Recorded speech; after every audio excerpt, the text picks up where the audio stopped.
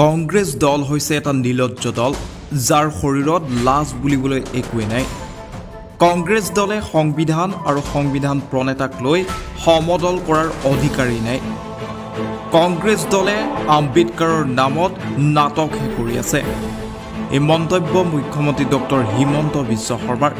বিগত সময়ছোৱাত সংবিধান প্ৰণেতা আম্বেদকাৰক লৈ কংগ্ৰেছ দলে সমগ্ৰ দেশজুৰি প্ৰতিবাদ অব্যাহত ৰখাৰ সময়তে মুখ্যমন্ত্ৰীগৰাকীয়ে আজি কংগ্ৰেছ দলক এইদৰে খুৰধাৰ সমালোচনা কৰা দেখা যায়। একচুৱেলি কংগ্ৰেছৰ লাজ বুলি একো নাই। ই এটা কংগ্ৰেছ এনেকুৱা এটা দল যাৰ শৰীৰত লাজ শব্দটোৱে শোভা নাপায়।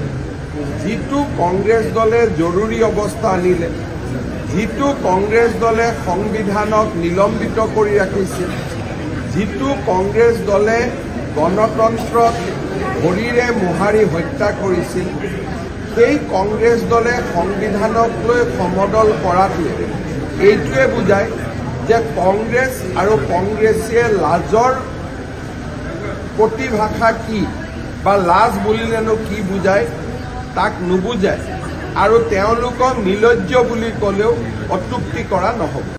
News desk report, the global news.